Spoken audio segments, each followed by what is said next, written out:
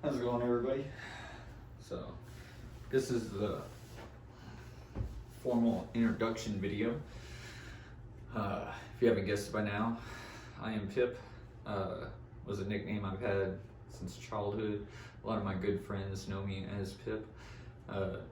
Legal name Philip, therefore put together because Pip. Most people just call me Philip, but my close friends do refer to me as Pip. So I figured that was the best name to give, what I'm trying to create. So a little bit about me. How did I get started? How, all this came to be. I just finished, making a little place where we can make this easier. I've been finding different locations, trying to, create something, but I feel like having a dedicated space will hopefully try to, make everything more fluid, I guess is the word I'm looking for. So, not used to being on camera, I'm always been that shy type, so you'll probably notice that throughout the videos whenever I do, face to face. All right, so as you see, been a Magic, well, not been, I was a Magic player, I would say between 98 and 2001. Recently started getting back into it, but not as much as a player. I did do tournaments going in my household, trying to sign up tournaments, but mainly in the investing side. So when I was about 28, so what was that, 6-7 years ago, I started doing investing, stocks, things like that. And what motivated me to do that was basically, those ups and downs in life. And eventually I got, life hit me so hard. And I was like, look, I'm tired of this shit. I don't want to go back to it. It's never going to happen. I'm never going to let myself get back in that position. And that's pretty much what I did. I dug my feet in the ground. Every little offset of spending actually cut off, and I did nothing but invest. About, what would it be? I want to say it would be about 3 or 4 years ago. I started watching Rudy from Alpha Investments. Slowly, entertaining. I always still wanted to follow the Magic, and everything he was pointing out, I was like, man, yeah, like, because I was a Saga player, Saga, Urza's Destiny, and I was like, man, I can think back, like, my best friend at the time, Brent, like, I remember, like, his mom used to get him boxes all the time, and I swear one time she was like, look, these boxes are starting to get too expensive, and it never hit my mind, right? Like, sitting there, I think we were, 15, 16, and I haven't seen them in forever because, military brat, so, it's been a while, and lost contact with them about 10 years ago, thanks MySpace, so Brent, if you ever see this, message me, it's been a while. But going on to how everything started, so basically just I wanted to start investing in things that wasn't as easy as stocks, because stocks are very liquid, right? Like, you buy your stocks, you can turn around in 5 minutes and sell it. You got a higher penalty on it, and at the same time, you start pointing out, like, the value of cards, how they move up and down, and pretty much like the stock market. Like, you can go, what's something to go to? So what is it? MTG stocks, you have Goldfish, and they actually, look up any card and they'll show you the chart from when the card came out, to, you can basically tell when it went to end of print, and then how much it plays, and then you'll see the sways, and you'll see how cards go up, down, expected values, and then it gets increasingly different when you get into the vintage era stuff. When you get to the alpha beta, it gets really insane. But everything's based on quality, just like comic books, right? I also invested in comic books. 9.6 is a huge difference between the price of a 9.8, right? And a lot of other variables matter. Another good example, was it 2019? Was it last year? I feel like it was 2 years ago, but I mean, it's hard to keep track of time sometimes. But the biggest example, which they're doing a reprint of, is the Hidden Fate set. So the Hidden Fate set, it was pretty much impossible to buy any of it at MSRP, right? Like if you went to any store, they were out, just done, out. You go online, everybody's got everything jacked up. So I'm hoping it's still a good investment. It's actually probably my favorite set, so I went super heavy into it. Not to make this, so this video is not like 100% just me talking. I am actually going to show off, I do have a master set of Hidden Fates, since Hidden Fates comes out in a month. With that reprint, I did ask them, like, hey, can I get some Hidden Fates and then I can sell that? No, they are already tapped out. So I don't think the reprint is massive. So all the price spikes where you see people selling off, I think the Elite Trainer boxes, they were almost touching $500 a box, and then now they're sitting at what, 150, 160. So I'm hoping that the reprint box says 2020 on it, because then that would make the 2019 boxes, a first edition, in quotes, which I think that would totally, turn everything around. So everybody that flushed all their inventory or anything that they were holding on to, because they're like, oh no, value's going down, I think they're going to end up getting burned in the process. But as a long time holder, because I really don't plan on selling any of it, it doesn't bother me as much. I love the collection, love the set. But my main focus, why I decided to start selling, was the Flesh and Blood. So I'm mainly going to focus on Flesh and Blood when I'm selling. I do have the first 3 sets that have come out. So I managed to swipe Alpha Box before it went crazy. When it started spiking, about, I think it was $3.50 a box, I managed to get a case. Ooh, I remember it clearly. So somebody was selling a case and it was listed at $1,200. And I was like, okay, I get paid on a Monday. On Monday I'm buying this shit, right? And then I think it was that Friday, and then Saturday it was like, okay, now it's 14. I was like, son of a bitch. And then Sunday came. Sunday, it was 15. I was like, really? It went up $300 in 2 days. Are you kidding me? And then when Monday came, as soon as I woke up, boom, just got it done. So then the second set, I actually lucked out, because before that one skyrocketed, I actually got it, I think I paid, I want to say my price on that one was about $500. So, but currently right now, if you try to find an alpha case, you're probably looking at about $4,000. If you're looking for the Arcane first edition, probably looking at $2,000, because the print run was so low. So I was actually pretty lucky just to squeak in there before everything exploded and went all crazy. But the unlimited sets, So the unlimited sets is what I've been opening. Welcome to Wrath. It's basically identical to this one.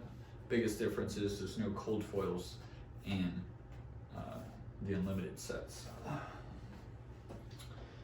So when I tried to get some of those, I was told they were, pretty much those are done. They're already sold out. It came out on the 6th. So that's a good sign for Flesh and Blood. That really is a good sign. But since I am a patron of Rudy's, I should be able to squeak some more boxes. But as far as working with distributors, I should be able to get first edition for the 4th set. And I'm going to try to do probably a mass box opening on that. Do singles. Debating on how I want to do it. I might do a live stream of just me opening all of them. Or, it might be, as soon as I get them, work through the night, open, sort them, get them listed. I got to work on an Excel spreadsheet, get all those listed. So I may not have time to include a live stream. But as time goes on, should be able to maneuver and work on what works best. And I'll take any feedback that you guys have as well. That's also another reason why I did the setup that I did, just going off some feedback that I've gotten. So it's always helpful. So if you're curious what it is up there, yes, that is every secret layer that has been sold from Magic. So I don't plan on selling any of them, but the Walking Dead, when it comes back, even though they're 4 behind, I actually ordered heavy in them, but I do plan on opening it because I am a fan of the Walking Dead, so I am going to open one. I'm probably going to get those cards graded just so it's sealed and I can have it on display. I don't intend to play with them, but I will have some sealed. I'm still debating on whether or not I'm going to sell them or not. But I don't know how many people didn't order them versus did order them. But they've been selling on pre-orders for eBay pretty heavily. So, so this side is pretty much all Magic. This side's pretty much all Pokemon. I did find out I can order Pokemon because they don't have any restrictions as far as individual sellers. So even though I'll be doing Flesh and Blood, I will probably dabble into Pokemon a little bit, especially with the new sets coming out. There's rumors of the Shiny V set that came out in the Japanese edition, and usually they're a year behind. So they will be doing a Hidden Fates-like set where they have a Shiny Vault, and I think they're going to have like 50-something cards. I think it was spoiled earlier today. So that one's going to be interesting, but chances are I'm going to get locked out of that, just like I'm locked out of Hidden Fates, because I don't have any history with the supplier of buying Pokemon cards. But hopefully in the future, order a little at a time, try to mix it in. But like I said, I mainly want to focus on Flesh and Blood, try to support them. So, questions on the back. So we do have the origin of the symbiote that's signed. One of my favorite artists, Scott Campbell. Actually, I don't know if we can see this. So we'll go through. So I do plan on selling some books eventually. Right now I'm just, showing what I have. I have a lot more. But when those times come, then we'll be selling those books. I've been backing away, but at the same time I've been keeping my eye on the market as far as comic books go. Especially right now, everything involving the symbiote is extremely hot. Good example, first appearance of the black suit. That one has been skyrocketing, especially Amazing Spider-Man 300. First appearance of Venom, that one's been going extremely crazy since COVID actually. It's just been going crazy getting ready for that movie that's coming out, which I am also excited for. A huge fan of Carnage, so can't wait. to see how that movie comes out. So it sucks it got delayed, but you know, hopefully it's worth the wait. So what we'll go ahead and do, I'm not going to take up any more of your time, but if you guys have any ideas for videos, it's just like Champions Path. Like I said, like I do have 4 Elite Trainer boxes. So if you guys do want to see a video, maybe we pull, you know, that $1,500 Charizard. I can do, you know, I'll open one of the Elite Trainer boxes, make a video while we wait, because I got about 4 months till we get our order for our first Flesh and Blood content. So let's try to see if we can get this done without getting all weird.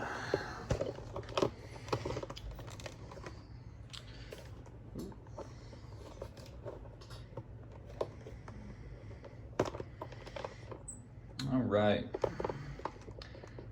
Is that holding? No, it does not want to hold. Sorry, I'm doing this on the fly. Whoop.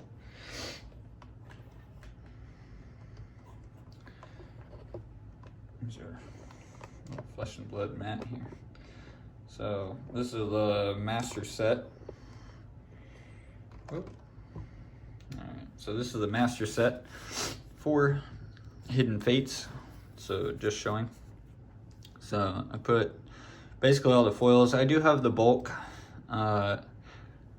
Don't really see the point in putting the bulk in the binder. I actually opened quite a few to finish this collection. A lot of manpower and man hours put into hunting down all these. So pretty much I have the full base set, all in reverse hollows.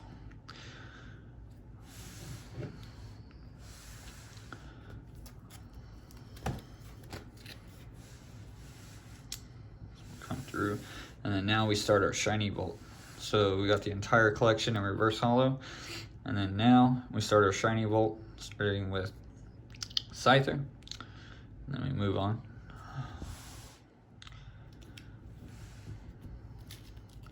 So all these were actually opened with gloves.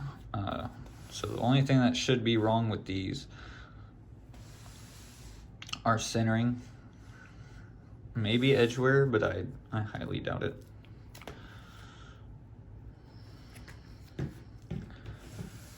But I think centering is the biggest thing that kills you.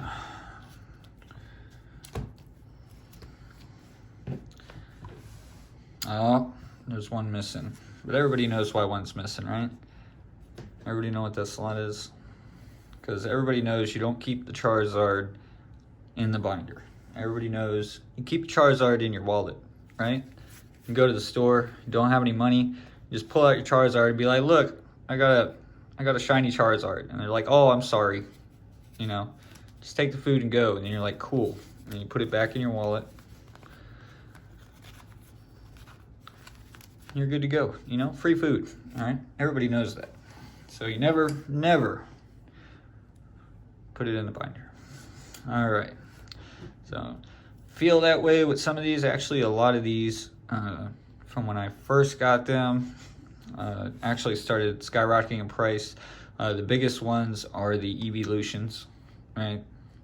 And surprisingly enough, the Evolutions, I actually got a lot of doubles of them. Especially Umbreon. We got our Cypher. So Sylveon. Which surprisingly, hardest card to pull for me. I do not know why. And then we got our Energies. Alright, and then I have some duplicates that I put in here. But where? I just have extra duplicates. I'm trying to get to the promos. There you go. Here's your promo page.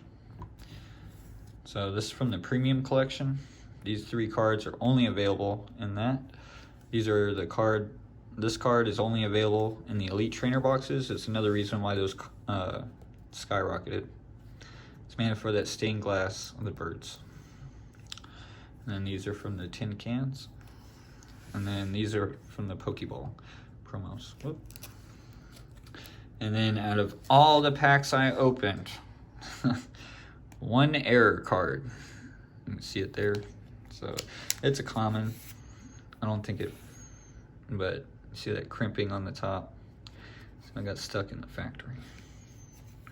And now it's got fingerprints on it, but I don't think that highly matters. So that is the Hidden Fates collection. But like I said, hopefully I'll be seeing you guys around. I'll be doing more unlimited opening videos, hopefully in December. Hopefully I'll have them by December and I can do a unlimited Arcane Rising, or if you want to see a Welcome to Wrath, you know, just let me know.